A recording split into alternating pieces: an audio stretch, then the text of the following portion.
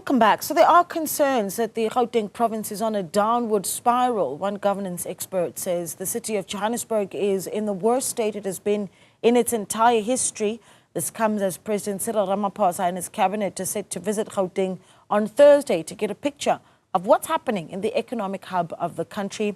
The president already made a surprise visit to the Johannesburg CBD recently, and analysts say it is to deal with the challenges decisively, or his time in the province will be nothing more than a photo opportunity.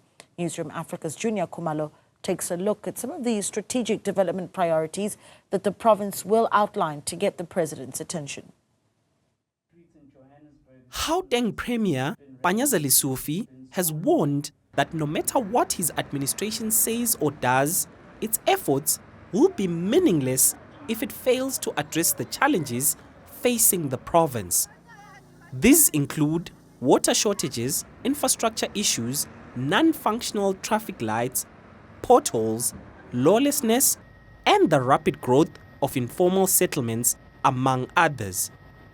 However, when President Cyril Ramaphosa and his cabinet embark on a visit to the province on Thursday, analysts believe that Lesufi and members of his executive will put their best foot forward.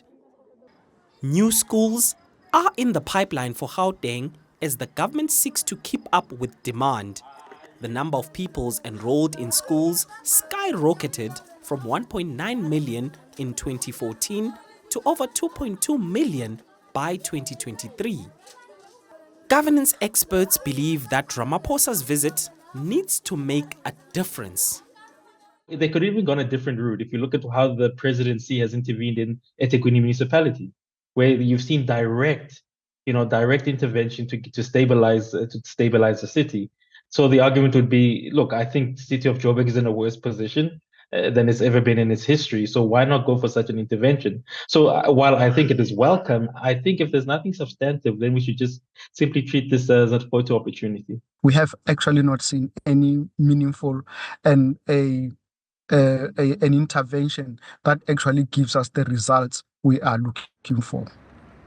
Poe adds that focus needs to be on municipalities and placing failing local governments under administration through Section 139 of the Constitution, which authorizes the provincial executive to intervene. A visit does not fix this. So then if that then is the key direction, I really do think these Sections 139s need to come into effect. But outside that, the problem becomes, and how do I put this in a nice way? The fact that I think the presidency and sometimes these provincial governments treat these problems as something which can be done away with. As in you visit, you speak to officials, you say fix this, and then it should be done. But if you look at the history of many of these problems, and I'll continue with the Mfuleni municipality, City of Joburg, and even Tshwane to a degree, these problems have long lasted for the last 10 years. Paho, on the other hand, cautions against the move. A province or a municipality under administration, it is actually a constitutional, there are constitutional provisions to that effect on how we, Section 100, how we can put provinces under administration or how we can put municipalities under administration in the Constitution, Section 139. But we have not seen any significant improvements, and by and large is because the departments that often take the bulk of the responsibility when a municipality or when a province is being put under administration are themselves struggling to optimize their activities. They are struggling to be effective. Despite the challenges, the province has committed to numerous undertakings. Among these include mass employment programs such as the Gauteng Crime Prevention Wardens. Yet another undertaking that has the Gauteng government beating its chest with pride is the Gauteng Expansion Project. The province is in the process of investing billions of rands in the expansion of the Gautrain to include Soweto, Fourways, and Mamelodi, among other areas, and committed to mega housing projects to address the severe backlog.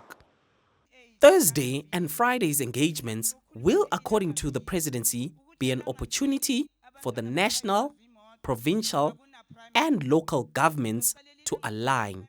Even as the president and his cabinet meet with the Gauteng and Johannesburg leadership, he is unlikely to see the dilapidated state of the old City of Johannesburg Council. Instead, he is likely to be ushered in to the new council building where he is going to hold these engagements. For Newzroom Afrika on channel 405, I'm Juniour Khumalo in Johannesburg.